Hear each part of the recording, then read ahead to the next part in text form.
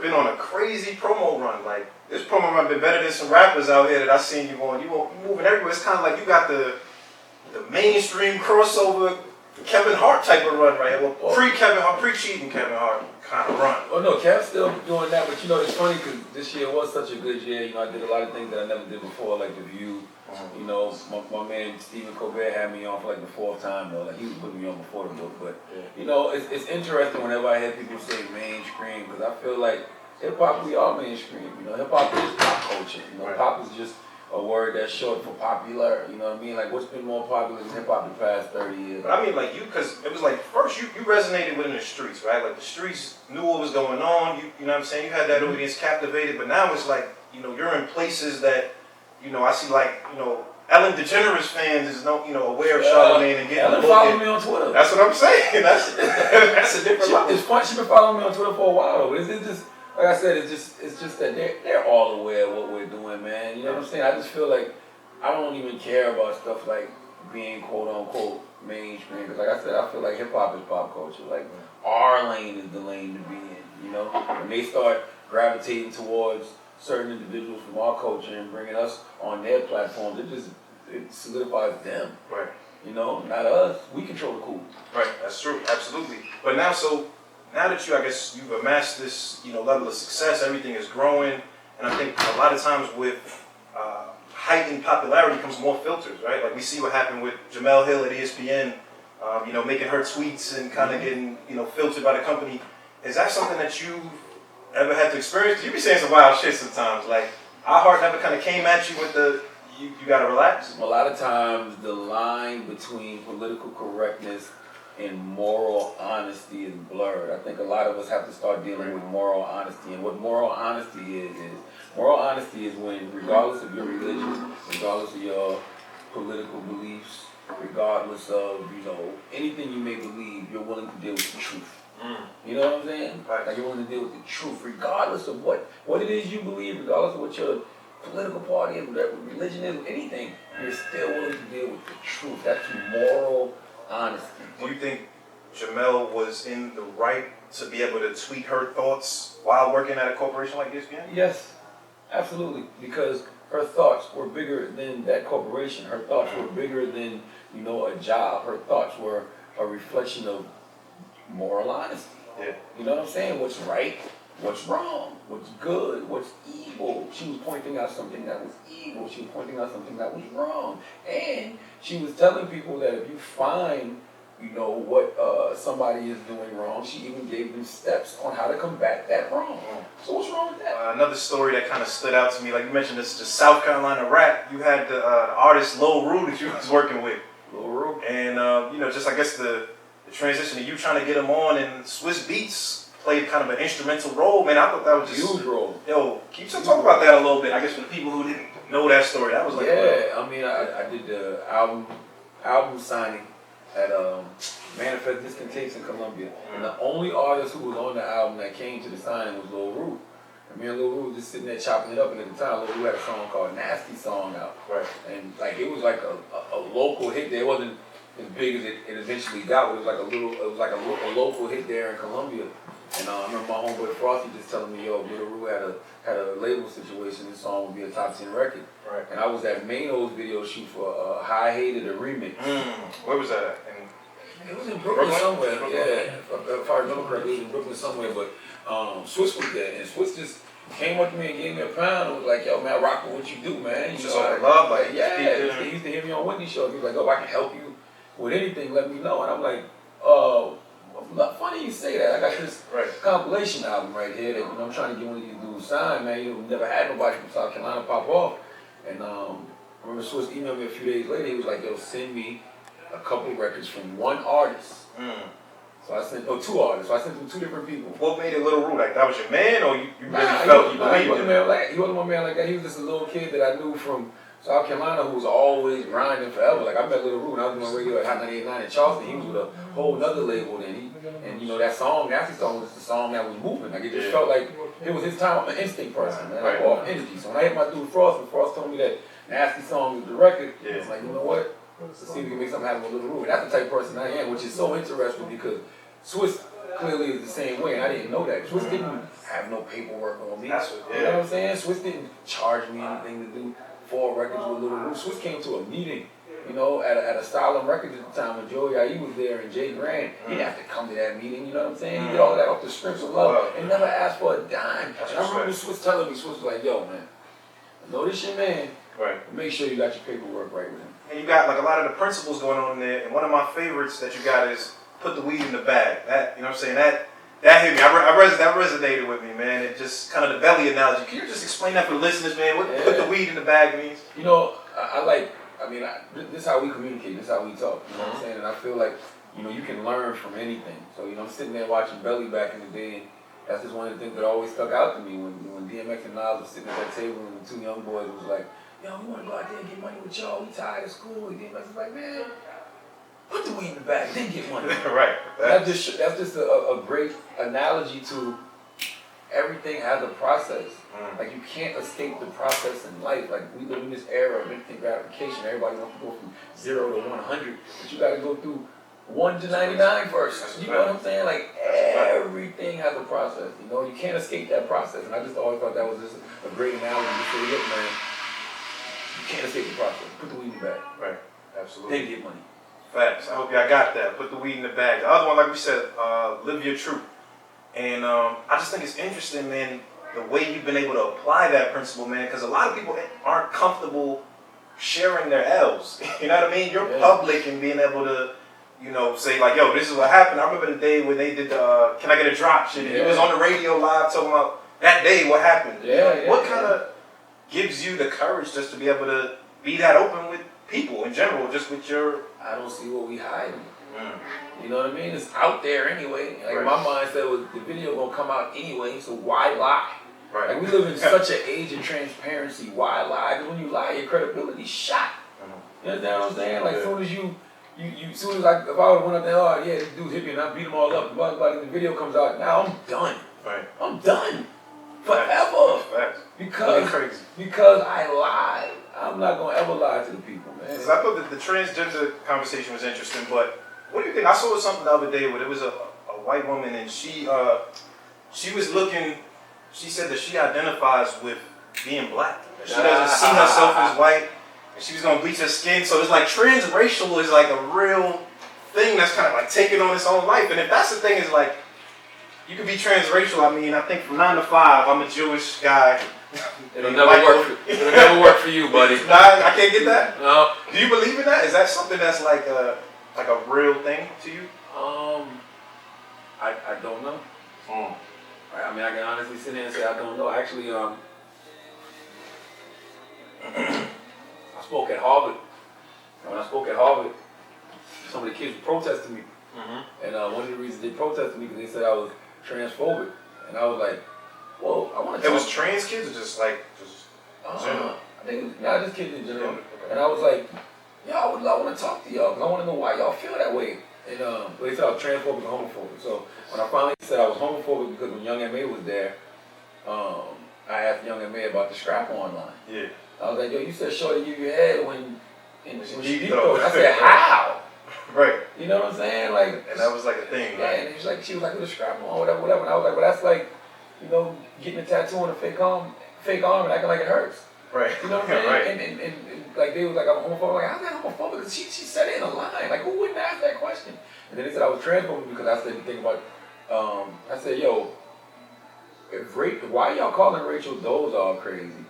But just last week, y'all accepted Caitlyn. I was like, yo, you can't have it both ways. And that wasn't like shitting on him. I was just saying, like, I don't know how Rachel feels. Right. That's what I'm saying. It's identity, right? It's identity. That's all I'm saying. Like, I don't know how Rachel Dolezal feels. I don't know how the white woman who says she feels like she's a black woman on the inside. I don't know how she feels. You know what I mean? And she might take an ancestry test and she might be 40% West African. Right. So then she do have some black in there. Claims to be black. And by the way, they all derive from Africa anyway. That's a fact. You know what I'm saying? Absolutely. So I don't know. And I don't have no problem saying I don't know. You know what I'm saying? I'm not going to knock anybody when they come to me and they tell me, look, I identify as this or I identify as that. Because I'm at one point, not even at one point, still now, when when people talk about identities that genders they identify as, people look at them like they're crazy. So once again, I don't want to do that to people.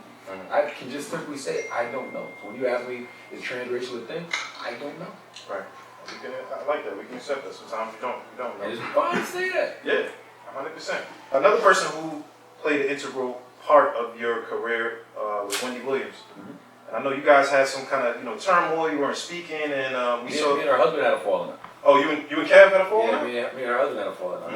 Me and Wendy. So that was just a residual effect, like I. Oh, absolutely. She rides with her man. You see, she rides with her man. Oh yeah, for sure. Whether right or wrong. Right. It's just like me and him had a falling out. So I honestly to this day don't know what he told Wendy. You know what I'm saying? Like I don't know what his reasoning for not messing with me anymore was to Wendy. Right. You know what I'm saying? Yeah. So did you? I guess so when she had she passed out. She had the whole scary kind of falling out. Did you like reach out to her? Y'all spoke ever since? Yeah, I haven't spoken to Wendy since 2010. I spoke to Kev because when Wendy went on Elvis Duran show and they asked her about me and she was like, who? Yeah, I saw that. Right. You know, I guess Kev knew that wasn't what was up. Kev knew that was foul. So me and Kev sat down and kicked it, but that wasn't nothing productive. That was just a screaming match. You know what I mean? More so him screaming than me. But nah, I didn't speak to her. Okay. I felt sorry for her, man. I felt sorry. No, I'm lying. I didn't feel sorry for her. But Minister Farrakhan said something that's real. Minister Farrakhan said, before you laugh at somebody, learn. You know what I'm saying? So I wanted to learn why it was she passed out. Okay, she said she overheated in her costume. Right. All right, she's not sick of nothing. She didn't have a stroke. She didn't have a seizure. Now we need to laugh. Yeah, okay? that's You know what I mean? So I felt bad for her because clearly she's going through a lot. You know what I'm saying? She's going through a lot, and I think that the one thing that's killing her right now is that she's not being honest. Because Wendy is a person who's built a platform. She built her foundation on honesty, on being real, and she's not really being real with the people right now. Like in what way? Like you can't get on the radio. I mean, you can't get on television and talk about everybody else's business. But when you got a huge scandal like the Daily Mail broke about her husband's infidelity, you don't address it. Right. You just breeze by it and flash your ring and like, no. Yeah, you gotta do a deep dive on this. Right. The same way you do a deep dive on everybody else. I say keep the same energy for yourself that you got with everybody else. That's living your truth. Absolutely. You know what I'm saying? And when you start playing that game, that's when you start to see a decline in people. That's when people start to fall off. Alright, so what do you think that? Because there's literally the hunt going on right now. You touched the girl in 3rd grade, they're coming for you right now. Like, is anything that's coming out from the darkness is coming to light right now? What do you think just about the whole, I guess, allegations and just kind of that whole culture of? I think the question is twofold for me. I think it's great because I think in order for anything to heal, it has to be revealed. You know what I'm saying? And I think that's just a terrible culture that's been going on in Hollywood. Let's be clear, man. We all was raised on rape culture. And that's being morally honest. And that's just something that I've learned as I've grown and I've evolved. Man, I think about things that was happening in the 90s and the 2000s.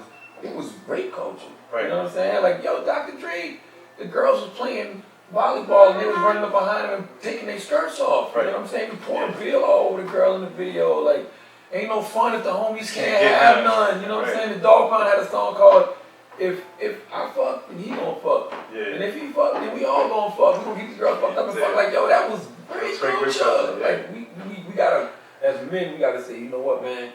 We were raised on rape culture, and it was absolutely positively wrong. Yeah. You know what I'm saying? Like we objectified women.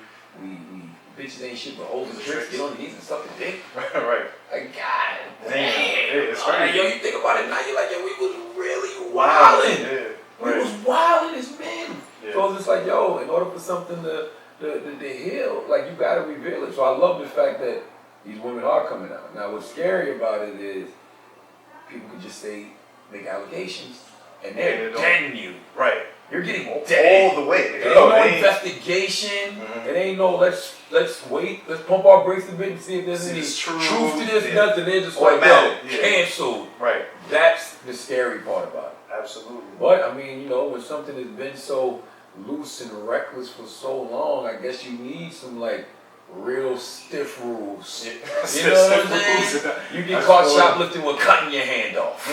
Y'all been shoplifting for a long time, getting away with it. So let's now you're cutting your hand off, because that's going forward in the future. It's gonna make people really be on their P's and Q's. Yeah. But first and foremost, men just gotta, especially men in, I'm not even gonna just say men in hip hop, but I can only speak from my perspective. I just know, for me, when I go back and I listen to a lot of the things we were listening to in the 90s, a lot of things we listened to in the 2000s, a lot of things we were doing in the 90s and 2000s, we were raised on rape culture. And when you know better, you just gotta do better, man. Right. Absolutely. Absolutely. What do you think, I guess, just where we're at now with the whole Kaepernick kneel down kind of scandal? Like, what do you think now? Because it kind of seems like, it's kind of clear he's not going to get a job at this point, right? This year. Where do you think we're at with that now? Just the discussion of race in sports? I think that the message has been lost a little bit, because Colin Kaepernick originally kneeled. Well, not originally kneeled. Colin Kaepernick kneeled because of the injustices that African Americans are facing in this country at the hands of the police. Yeah. And, he talked to an Army veteran, and the Army veteran told him that was a respectful way to protest. Right. That guy was actually on First Take this week. I can't remember. Oh, the guy he spoke to there? Yeah, the veteran was on First Take this week. But he said he spoke to Colin and told Colin kneel. You know what I'm saying? Kneeling is the most respectful way. He set that boy up. He set that boy up. He didn't set him up. It's just that everybody took what he did and they basically hijacked it. You know what I'm saying? They turned it into something it wasn't. Oh, you're disrespecting the military. How am I disrespecting the military when the first thing I did was go to a military veteran and ask their opinion on how I should protest? Yo, man, this is America. We have the constitutional right to protest. Yeah. We have the constitutional right to peaceful protest. You know what I mean? So now you see people trying to violate constitutional rights. You're telling me I can't peacefully protest? You're trying to make me stand for the national anthem? Like, that's not what the Constitution is based on. So where do I think we're at? I think that Colin Kaepernick is bigger than football at this point, and I think that he's going to win his collusion case against the NFL. And I think that it's going to change the NFL forever. But once again, all of that's cool, but what does that do for the black community as a whole? Absolutely. You know what I'm saying? So that's why I don't want the message of him kneeling to be lost. You know what I'm saying? At the end of the day, we're still facing these injustices at the hands of the police. How are we going to make that stop? Like, let's keep everybody on message. So what do you think, man? Because, me personally, it's like, I see all of these things. It's like, we on Twitter, every week is something that everybody gets up in arms about, and it's protests, and it just feels like it's a lot of acknowledging problems, but not enough, solutions. It's a whole bunch of nothing. Feel me? It's a whole bunch of empty rhetoric. If it comes to a point in time where we gotta stop being happy with things that make us feel good and start doing things that actually make us good. You know what I'm saying? Like, that kneeling is cool, but that's just a symbol. Right. You know what I'm saying? Like, what does that ultimately do at the end of the day? Saying, I'm going to boycott the NFL, I'm not going to watch football, that's cool, but what does that ultimately do at the end of the day? Like, we got to start having real solutions to these problems. So what do you think? I mean, what can we do as a people that, I guess, would make things better, right? Just not even just we as a culture, but even just you yourself, your platform and what you're able to do. What? For me, man, it's all about economic empowerment. You know what I'm saying? Financial freedom. My only hope. Financial freedom is our only hope at the end of the day. And I feel like, we all we need. Like, I don't see any other community tripping off what's going on in the government because they have economically empowered themselves. You know what I'm saying? From the Asian community, the Jewish community, they're doing what they're supposed to be doing. We need to start doing that and stop looking for the government and the white man to be our savior. Right. You know what I'm saying? Economic empowerment at the end of the day. And, I'm never going to be against voting. The first kind of prevalent issue is, they got Meek locked up right now. You know what I'm saying? Meek caught the parole violation. And, I don't know, man. I just want to know, I guess, what you think about that. Because for me, it's I think they're definitely gunning for him, right? I think it's safe to say that they're trying to make an example out of Meek, out of the community. Yo, listen, this is what you do. This is the consequences that you're going to face. And it seemed like a harsh kind of sentence for what, I guess the riding the bike or whatever the case is. But just what's your take on just the whole, I guess, Meek? I've been watching the whole situation. Look, man, you know what I'm saying? I think Meek does a lot of good for Philly. Clearly he does a lot of things in the community. He employs a lot of people. So, he's great for that. But, when I look at the whole totality of the case and I see this brother been on probation for 11 years, people are like, yo, that's such an injustice. But, he was failing drug tests.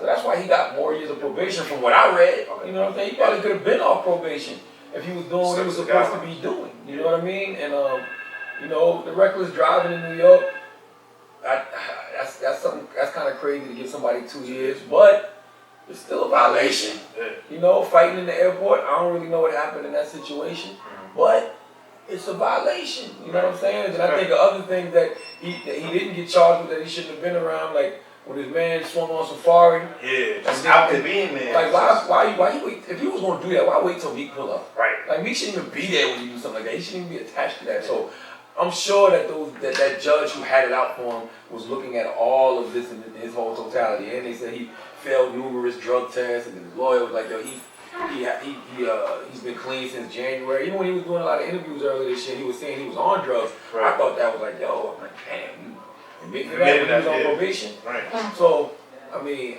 I don't like to see him in the situation that he's in, but I'm not gonna be one of these people who sit around and act like he did absolutely nothing. Right. Like if you know that the system is out to get you, you got it. But I'm like, you gotta the move homies at accordingly. though? Like, where the homies that's gonna hold you There you accountable? go. Like, you There gotta you go. chill. And, There you know what I'm you saying? go. That's what I'm kind of like. Meek is the breadwinner. If Meek is the reason that you're getting bags, your circle gotta be tighter to say, you know what, man, now we moving this way. Right. Keep him away from all of that. Like, I'm not passing you a blunt when I know you're on probation. That's a I'm not fact. passing you no weed when I know you're on probation. I'm not gonna get you no pills when I know you're on probation, yo. Yeah. Cause I don't wanna see you get fucked up. Right. Even if you're making a bad decision, let me make a better choice for you. That's a fact. You know what I'm saying? So God bless me. You know, I hope that he comes home in a couple of years and he can still have a viable career. I hope he put away some money and stuff the way his family can be good while he's gone. But it's just like, yo, man, we point a lot of fingers at the judge, and not taking enough personal accountability. That's a fact.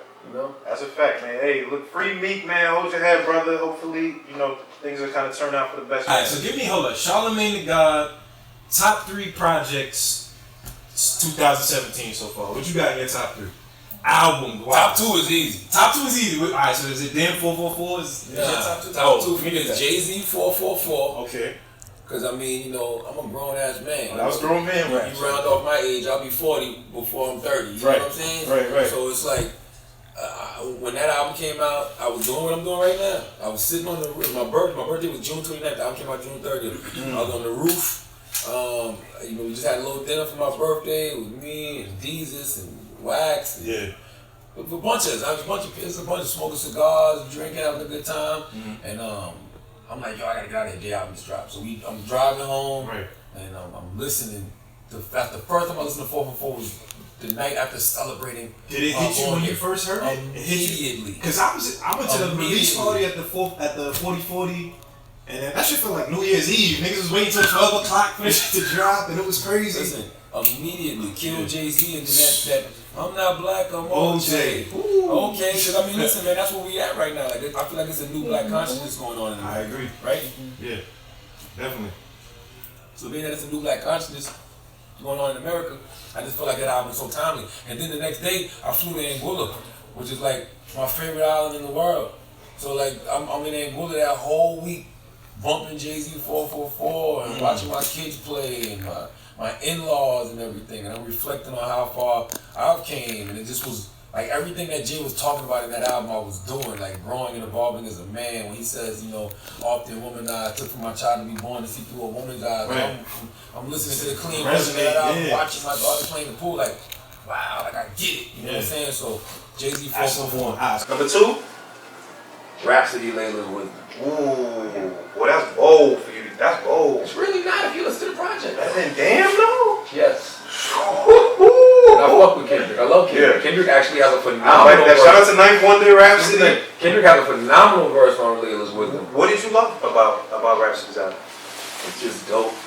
You know what I'm saying? Like it's just straight dope. Like it's not even that deep. The production is phenomenal, and Rhapsody is like super socially conscious, but then also street. Maybe it's the Carolina vibe. She's just dope. Rhapsody's not dope for a female MC. Rhapsody's dope. Rhapsody will run circles around 95% of these dudes rapping right now, and I can't believe that people aren't hearing that. You know what I'm saying? Like I just think she's dope. You know, I listen to Black and Ugly every day. I listen to Power with Kendrick Lamar off that album every day. Right. So, you know, Jay-Z 444 and Rhapsody, Layla's Wisdom are my 1 and 2. Alright. Everything else is negotiable after that. I can go David Van in a God box. I can go I like Big Chris' new project with Double I like Album. Big Chris project. I definitely like the project.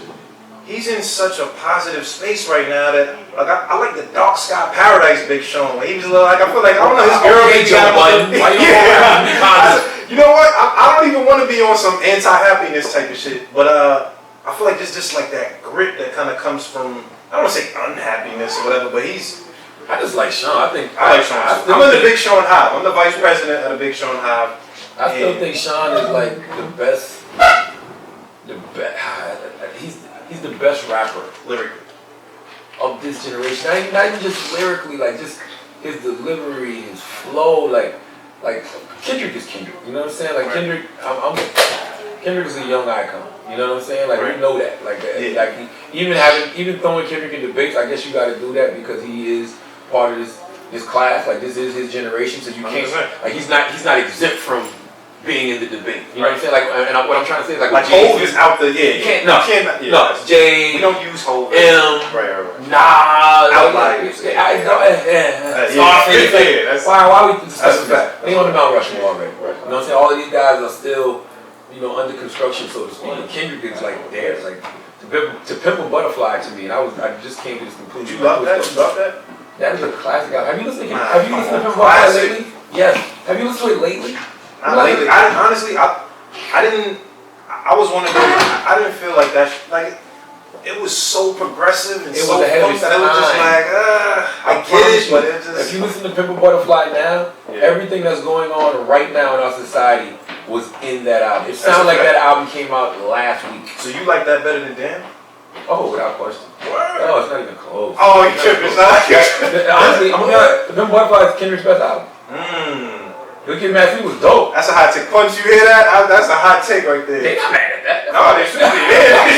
They shouldn't be. The Pimp a Butterfly is Kendrick's best album. How much does $1 cost? You know what I'm saying? Complexion. Blackberry. Blackberry's fire. Ooh, I love myself. Like, yo, that shit is black consciousness, black excellence. When people go back and they look at like where we're at in this time, we're in this era of black consciousness again. We're in this era of black excellence. That album kind of like sparked that. You know what I'm saying?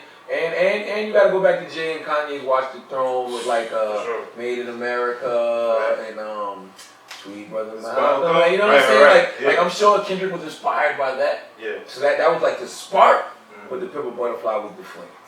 Pimp a Butterfly. Alright, so I think this. So you got Hov 444. Jay-Z 444. Rhapsody and that's my top two. That's the top two. Everything else after that is negotiable. But if I had to pick a third, I'm gonna probably say Big Sean, and then I'm gonna go David Banner, The God Box. That's a country ass pick, you know that? I like that album. Dope. Oh, both from Mississippi too. Right. That's a fact. Crazy. That's a fact. I feel like Drake is immortal now, right? Like I remember when Nothing Was the Same, he had a line like, "This ain't for radio, but we still play it though. It's the new Drizzy Drake, that's just the way it go." But this album, it was like, it didn't really stick, and we're not used to that from Drake. Like, is Drake, I don't want to say, I'm not going to disrespect the man and say he cooled off, whatever the case is, but does Drake have some kind of like moral aspect to him now? Maybe he's a human again. I mean, y'all know me, I've been on record, I'm not like the hugest Drake fan. I love when Drake raps. I think when he raps, he's one of the best. I wasn't really big on all the singing stuff. I went to his concert last year. When I went to his concert, I was like, oh, I get it. Like, this guy is on stage for 3 hours, hit after hit. Yeah. Summer 16? Was it the Summer 16 tour? Yeah. So it was like hit after hit, all different genres of music. So you gotta salute Drake. He's another young icon as well. Right. But I still think Drake has a classic album, not to me. Okay. But I'm not a Drake fan. I would have to talk to a Drake fan about that. I'm a Drake fan. They tell me Take Care is his classic.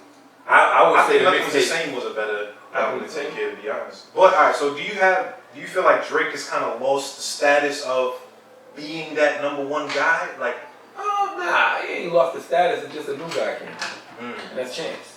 That's the way the game goes. Drake was the new guy once. You know what I'm saying? Like, you're not gonna be the new guy forever. Against that, eventually that new car smell wears off. That's a fact. That newness goes away. You know what I'm saying? Chance is the new guy now. Yeah. You know what I'm saying? So it's not that Drake is, lost a step or lost his position. It's just the new guy came. You know what I mean? And I think Drake I actually think what Drake is doing is smart. I just read the Hollywood Reporter article, and you know, he said he's gonna take a year off to focus on film and television. I think Drake's never had a year, some time off. Like, ever since '09, he's been prevalent. He's been in your face. He's always there. This is the first time it's like... Herb Gotti said the realest shit.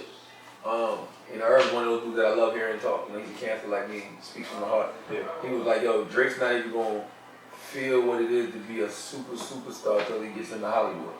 Because he's in a different era. Drake, like he said, like if I heard Herb say it on Drink Champs with Nori, he said, yo, you know, Drake would have been selling 8-9 million records in my era, 10 million records in my era.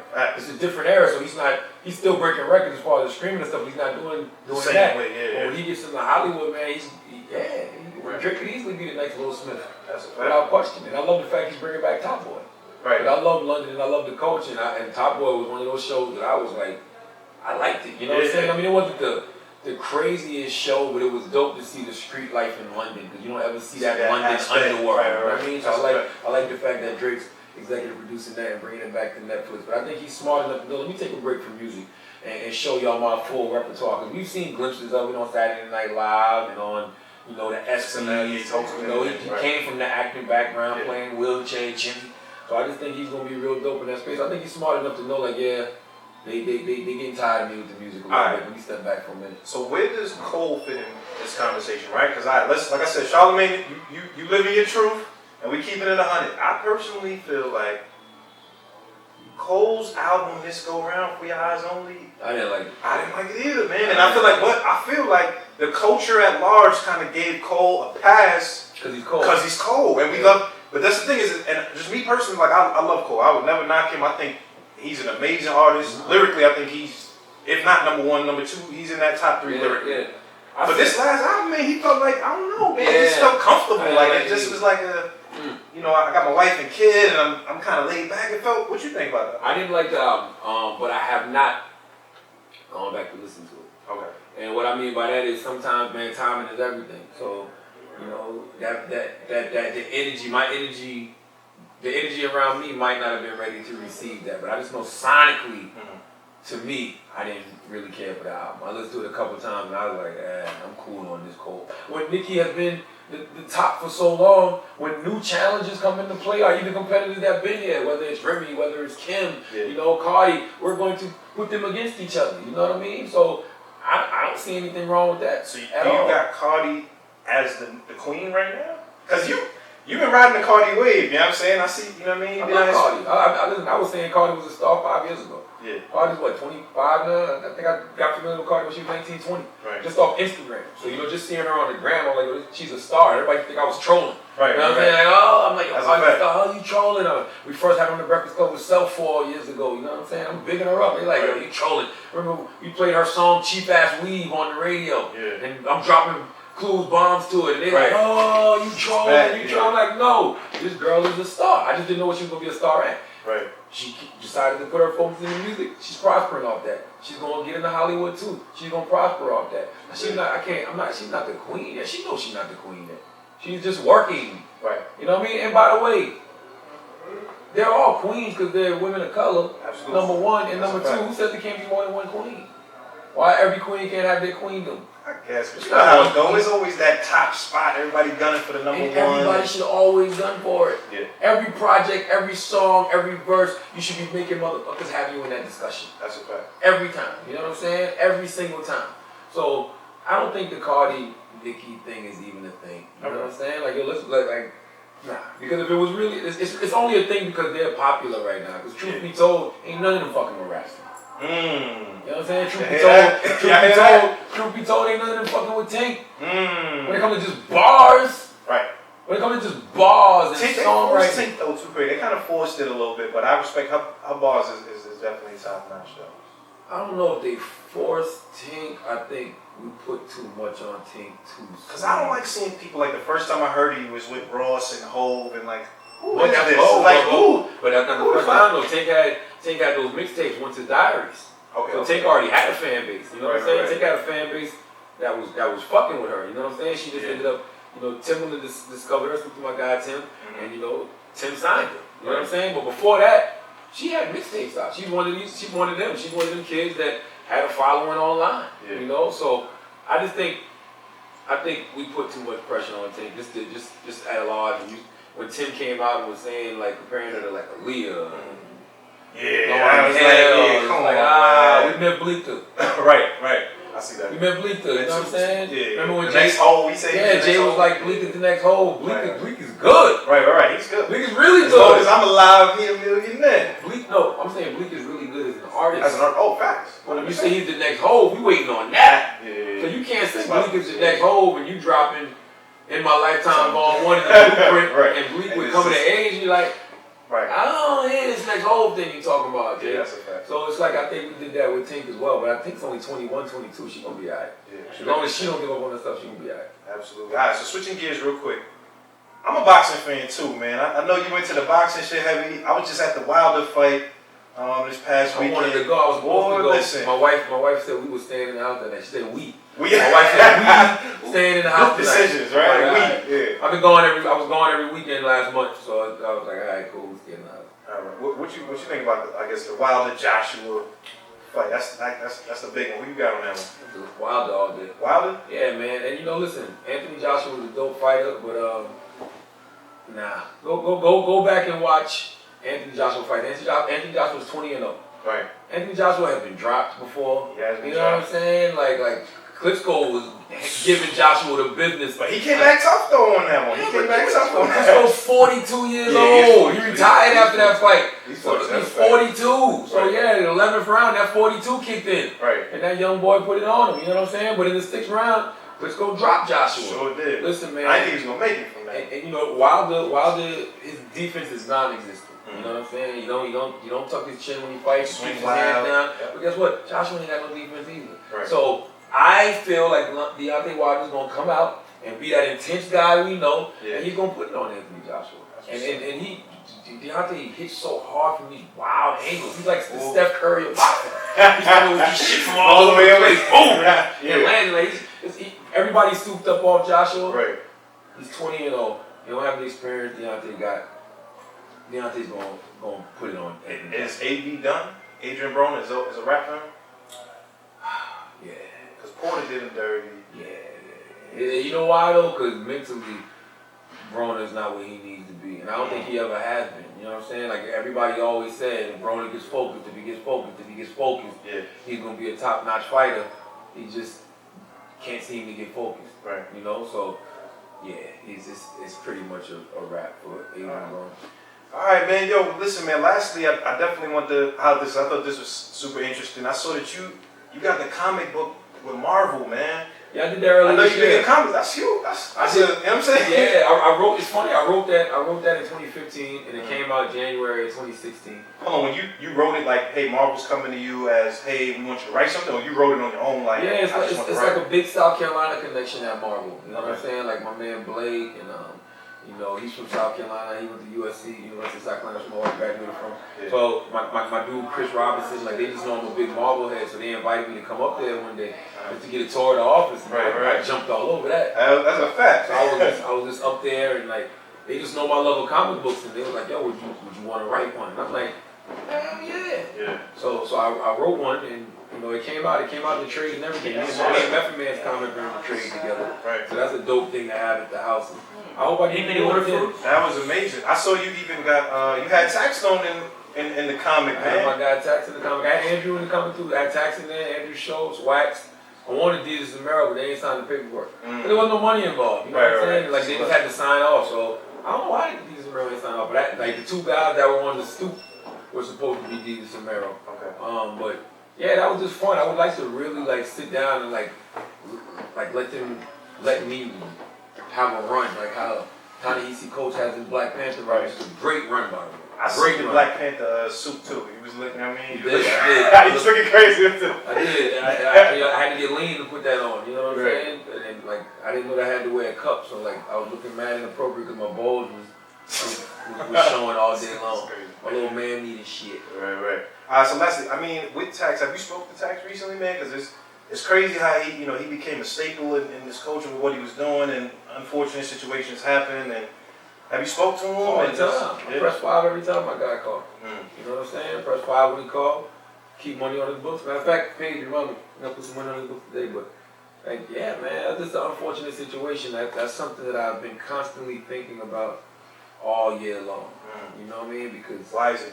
You mean from the standpoint of like you feel something could have been done to prevent it, or just like you think about it?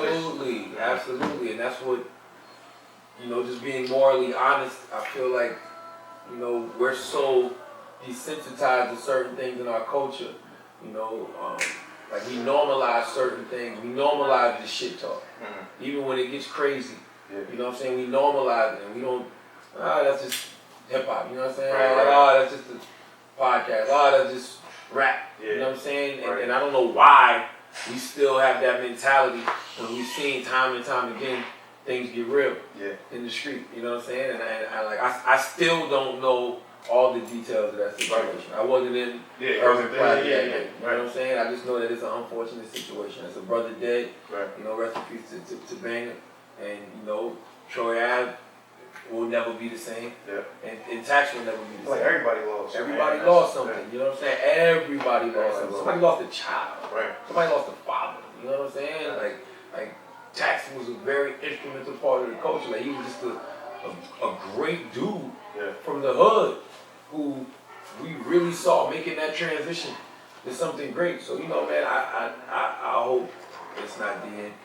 You know what I'm saying? Like even if, you know, it's not. I'm not even talking about as far as like just having a podcast or anything like that. I just hope he don't have to spend the rest of his life in that situation. But then again, you know, you feel crazy because it's like Banger's dead. There ain't no coming back from that. Like come on, man. That's just, crazy. That's just like it's retarded when I think about it. It's like, yo, what the fuck? Like, that's a sad situation. Yeah, I mean, you know, one thing I can do is press 5 with my guy called, keep one on his books. All right. So last question, man. Last question we got here before we wrap up.